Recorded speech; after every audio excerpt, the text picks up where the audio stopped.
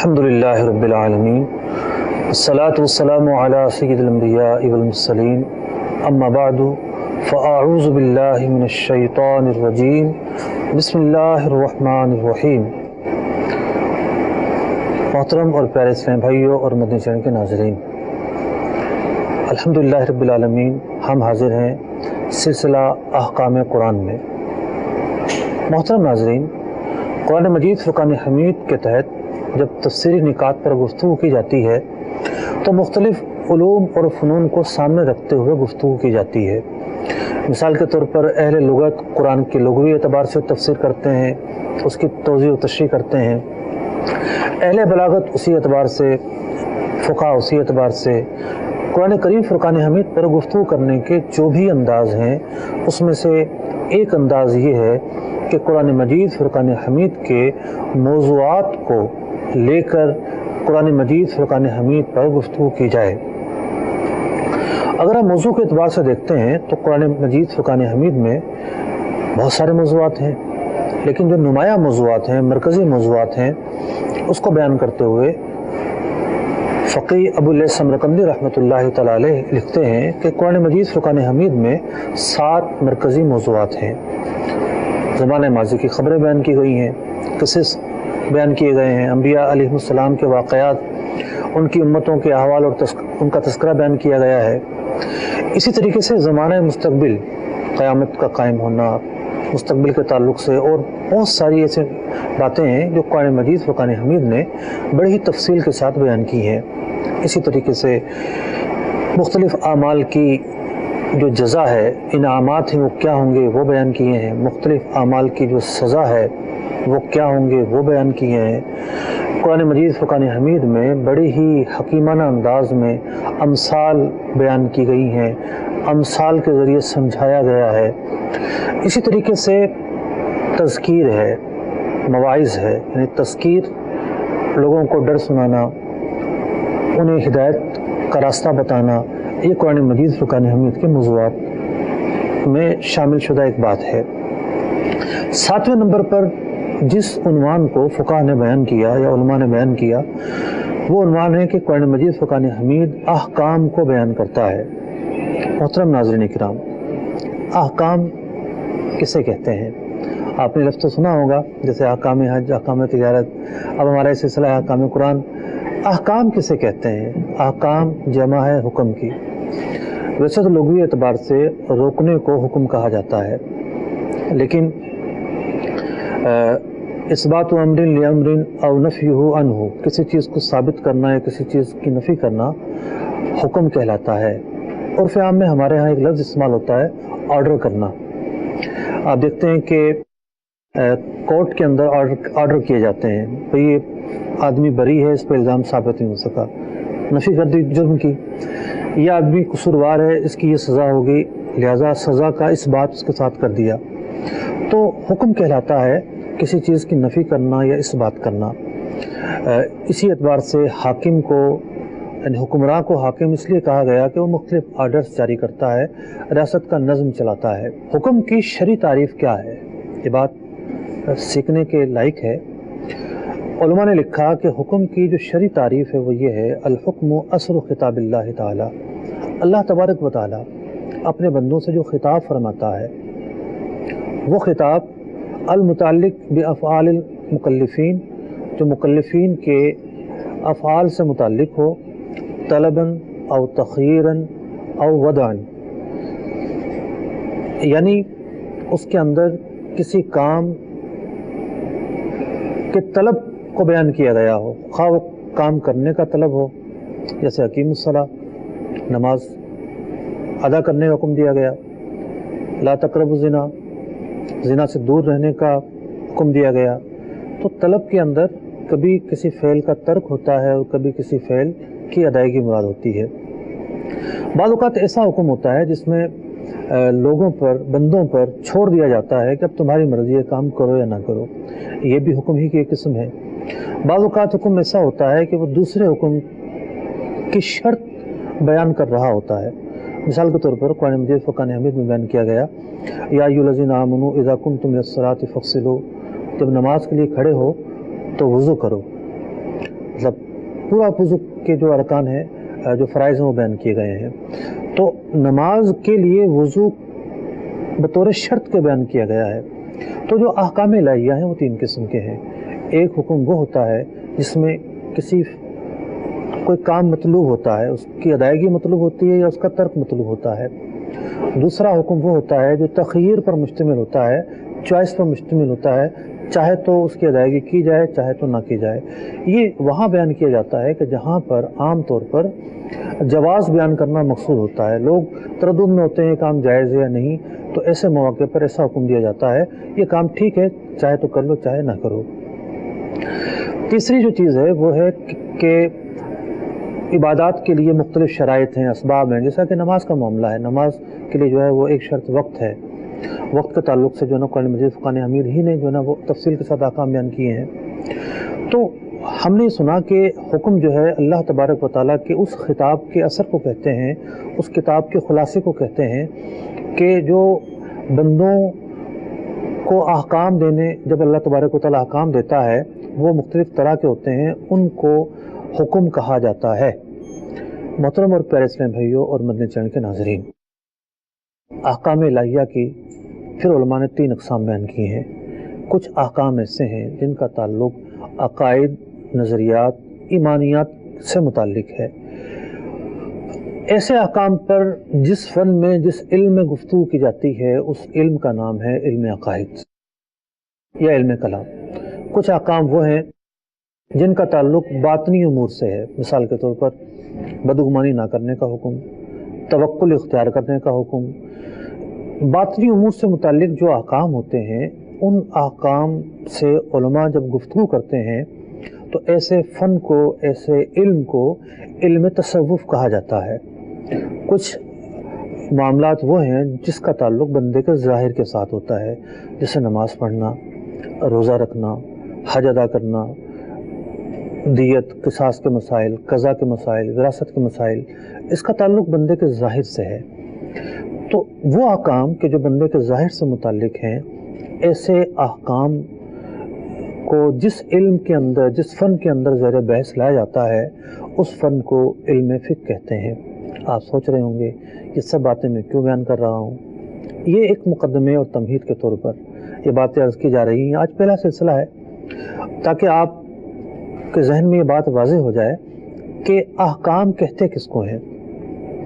اب ہم آتے ہیں احکام قرآن کی طرف۔ ایک دلچسپ بات یہ ہے کہ احکام قرآن کا لفظ جب بولا جاتا ہے، ہونا تو یہ چاہیے تھا کہ تینوں طرح کے احکام اس میں شامل ہوں۔ وہ احکام جو عقائد و نظریات کے متعلق ہیں، وہ احکام جو باطنی امور سے متعلق ہیں، وہ احکام جو ظاہری امور سے متعلق ہیں، تینوں طرح کے احکام اس سے متعلق ہونے چاہیے تھے۔ لیکن ایک دلچسپ صورتحال یہ ہے کہ لفظ احکام قرآن زیادہ مشہور ہو گیا ان چیزوں کے متعلق جس کا تعلق علم فقہ میں بیان کی جانے والی چیزوں سے ہوتا ہے۔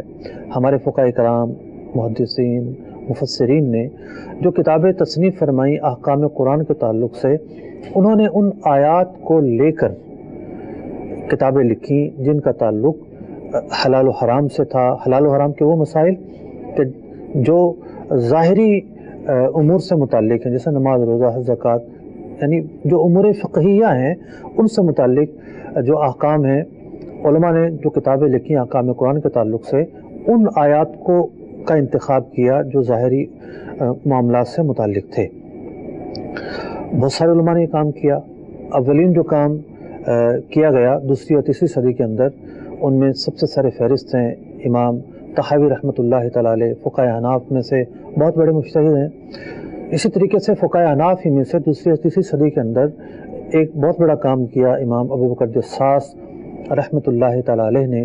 انہوں نے بھی احکام قرآن کے نام سے کتاب تصنیف فرمائی۔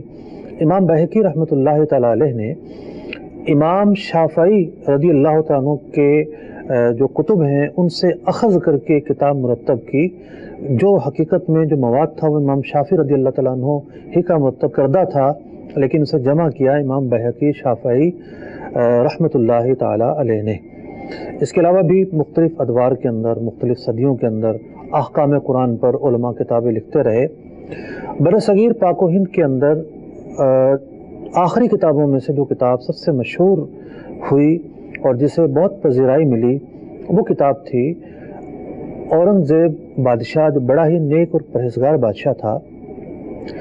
اس بادشاہ کے استاد تھے ملا احمد جیون رحمۃ اللہ تعالی علیہ۔ ان کی کتاب تھی تفسیرات احمدیہ۔ تو انہوں نے یہ کتاب تصنیف فرمائی، بہت مشہور و معروف ہوئی، اس کے تراجم بھی ہوئے ہیں، اس کی مطلب کہ کئی طرح سے اس پر کام ہوا ہے، بہت مفید کتاب ہے۔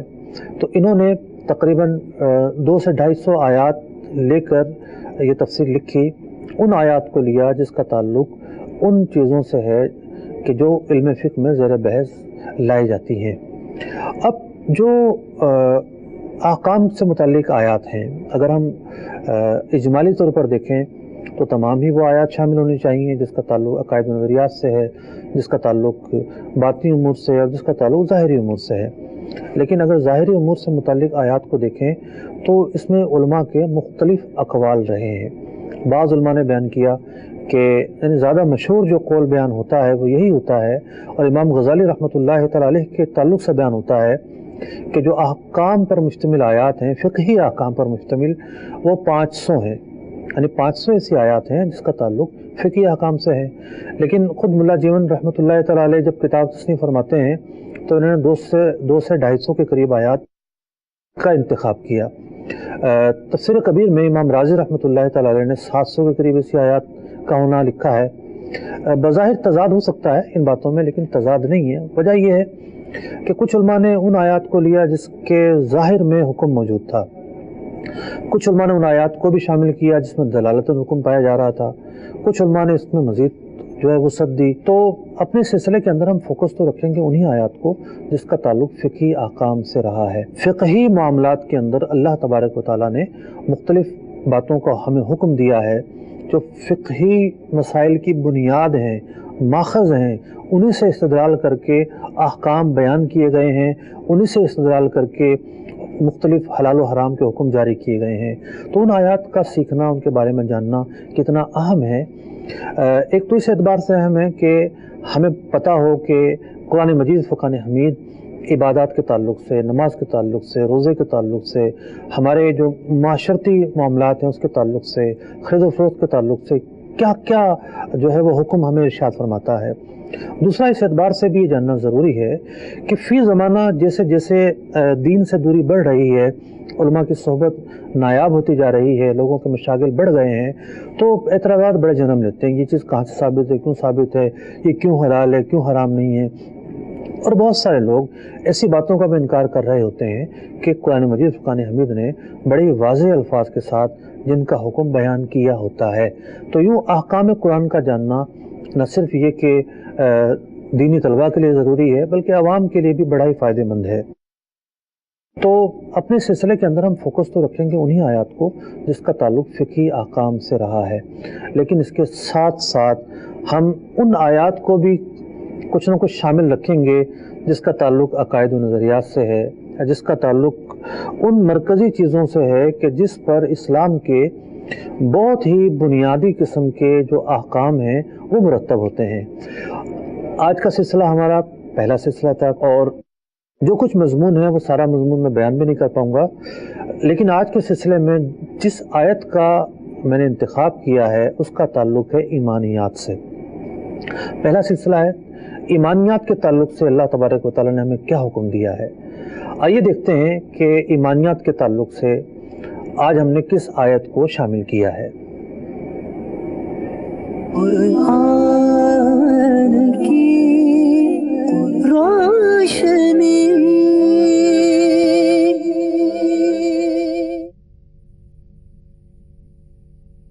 یا ایہا الذین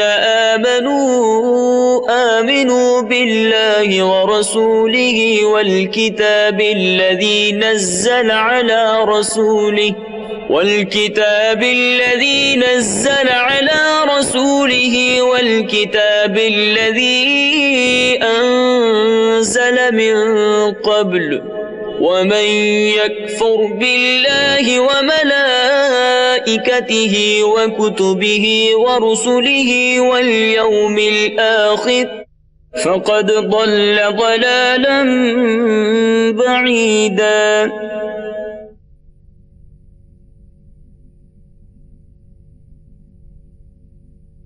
اے ایمان والو، ایمان رکھو اللہ اور اللہ کے رسول پر، اور اس کتاب پر جو اپنے ان رسول پر اتاری، اور اس کتاب پر جو پہلے اتاری، اور جو نہ مانے اللہ اور اس کے فرشتوں اور کتابوں اور رسولوں اور قیامت کو، تو وہ ضرور دور کی گمراہی میں پڑا. محترم ناظرین کرام، قرآن مجید فرقان حمید کی اس آیت مبارکہ میں اللہ تبارک و تعالیٰ نے اہل ایمان سے خطاب کرتے ہوئے انہیں ایمان پر ثابت قدم رہنے کا حکم دیا ہے. یا ایھا الذین آمنوا آمنوا، اے ایمان والو ایمان پر ثابت قدم رہو. اس آیت مبارکہ کے کیا عنوانات ہیں، یعنی کون کون سے چیدہ پوائنٹس ہیں جن کو اس آیت مبارکہ کی تفسیر کرتے ہوئے ہم زیر بحث لے کر آئیں گے. آئیے پہلے تو اجمالی طور پر ان کی فہرست دیکھتے ہیں. قرآن کی روشنی. آیت مبارکہ کی عنوان: نمبر 1، جو مسلمان ہیں ان کو ایمان پر ثابت قدم رہنے کا حکم دیا گیا ہے. نمبر 2، جو مسلمان نہیں ان کو ایمان لانے کا حکم دیا گیا ہے. نمبر 3، ایمان لانے کے لیے جن چیزوں کا اجمالی یا تفصیلی طور پر یقین ضروری ہے وہ کیا ہیں. نمبر 4، ضروریات دین کے انکار سے کفر لازم آتا ہے، اس بات کو بیان کیا گیا ہے. نمبر 5، کفر بڑی گمراہی اور دلالت بعیدہ ہے، اور اس سے کم بد مذہبی چھوٹی گمراہی ہے. محترم ناظرین کرام، اس آیت مبارکہ میں جو چیدہ نکات زیر بحث لائے جا سکتے ہیں ان کی لسٹ آپ نے ملاحظہ فرمائی، اور میں اتنا ہی کہوں گا کہ آج کے سلسلے میں پہلے نقطے پر ہی میں گفتگو کر پاؤں گا. اللہ نے چاہا تو مکمل اس کی جو تشریح و توضیح ہے اگلے سلسلے میں عرض کرنے کی کوشش کروں گا. پہلا نقطہ یہ ہے کہ اللہ تبارک و تعالیٰ نے اس آیت مبارکہ میں مسلمانوں کو ایمان پر ثابت قدم رہنے کا حکم دیا ہے. بعض لوگ یہ سمجھتے ہیں کہ جی ایک دفعہ کلمہ پڑھ لیا یا مسلمان گھرانے میں پیدا ہو گئے تو اس کے بعد اب ایمان کی حفاظت، ایمان کی ضرورت، ایمان کے تعلق سے فکر کرنے کی جو باتیں ہیں اس کی کوئی اہمیت باقی نہیں رہ جاتی، ہم تو مسلمان ہیں. یہ غلط فہمی ہے. ایسا نہیں ہے کہ ایمان کسی ایسے جامد چیز کا نام ہے جو ایک دفعہ وابستہ ہو گیا تو وہ جدا ہو ہی نہیں سکتا. نہیں، بلکہ ایمان جو ہے وہ جدا بھی ہو جاتا ہے. اللہ تبارک و تعالیٰ نے بہت سارے مقامات پر اس بات کو بیان کیا ہے کہ ان چیزوں سے ایمان برباد ہو جایا کرتے ہیں، یا ان لوگوں کے احوال بیان کیے ہیں جو اسلام لائے پھر کافر ہو گئے. کئی مواقع پر اس طرح کی آیات جو ہیں وہ بیان کی گئی ہیں. تو پہلے تو اس بات کا یقین کرنا ضروری ہے کہ ہم پر یہ لازم ہے کہ ہم مسلمان پیدا ہوئے، مسلمان ہیں الحمدللہ رب العالمین. اللہ تبارک و تعالیٰ نے ہمیں ایمان کی صفت سے نوازا ہے، تو اب ہمیں اس بات کی بھی کوشش کرنی ہے کہ ہمارا ایمان سلامت رہے، ہمارا ایمان باقی رہے، ایمان کی ہم نے حفاظت کرنی ہے. حدیث مبارکہ میں ارشاد ہوتا ہے ان الایمان لیخلق فی جوف احدکم. امام حاکم رحمۃ اللہ تعالی علیہ نے مستدرک میں اس حدیث پاک کو نقل فرمایا کہ ایمان جو ہے وہ تمہارے اندر جو ایمان ہے وہ پرانا ہو جاتا ہے. کما یخلق الثوب، جس طرح کپڑا پرانا ہو جایا کرتا ہے، جب کپڑے آپ پہن رہے ہوتے ہیں تو پرانے ہو جاتے ہیں. ایک تمثیل کے ذریعے بات بتائی ہے، لیکن ہم یہ دیکھتے ہیں کہ جن لوگوں سے کفریات سرزد ہو جاتے ہیں، جن لوگوں سے ایسے افعال سرزد ہو جاتے ہیں جو دائرہ اسلام سے نکلنے کا باعث بنتے ہیں، اس کی وجہ کیا ہوتی ہے کہ وہ دینی تعلیمات سے دور بہت دور چلے جاتے ہیں، اور ایمان کا جو معاملہ ہے وہ کمزور ہو جاتا ہے. پھر ایسے افعال یا ایسے کلمات یا ایسی حرکتیں سرزد ہوتی ہیں جس سے ایمان ضائع ہو جاتا ہے. تو اس حدیث پاک میں اسی بات کو بیان کیا جا رہا ہے کہ جس طرح کپڑا بوسیدہ ہو جاتا ہے، اس طرح ایمان کی بھی فکر کرنے کی ضرورت ہے ایمان کے تعلق سے بھی جو ہے وہ معاملات پیدا ہو جاتے ہیں۔ فَاسْأَلُ اللَّهِ، اللہ تعالیٰ سے طلب کرو، أَن يُجَدِّدَ الْإِيمَانَ فِي قُلُوبِكُمْ، کہ تمہارے دلوں کے اندر ایمان جو ہے وہ باقی رہے۔ تو جو تجدید ایمان ہے، یہ حدیث مبارکہ اس کی اصل ہے کہ تجدید ایمان کی اس میں ترغیب دی گئی ہے۔ اللہ تبارک و تعالیٰ نے قرآن مجید فرقان حمید میں ہمیں ارشاد فرمایا کہ خبردار تم نے مسلمان ہی مرنا ہے۔ تو یہ آیت مبارکہ بھی اس حکم پر مشتمل ہے کہ ہمیں ایمان کی حفاظت کرنی ہے۔ دیگر نکات رہ گئے، فکر مند ہونے کی ضرورت نہیں ہے۔ آج کا سلسلہ ایک طرح سے تعارفی سلسلہ تھا، اللہ نے چاہا تو اس آیت مبارکہ کی مکمل تفسیر ہم اگلے سلسلے میں تفصیل کے ساتھ سنیں گے۔ اللہ تبارک و تعالی ہمیں قرآن مجید فرقان حمید کو سیکھنے سمجھنے کی توفیق عطا فرمائے۔ آمین بجاہ النبی الامین صلی اللہ تعالی علیہ وسلم۔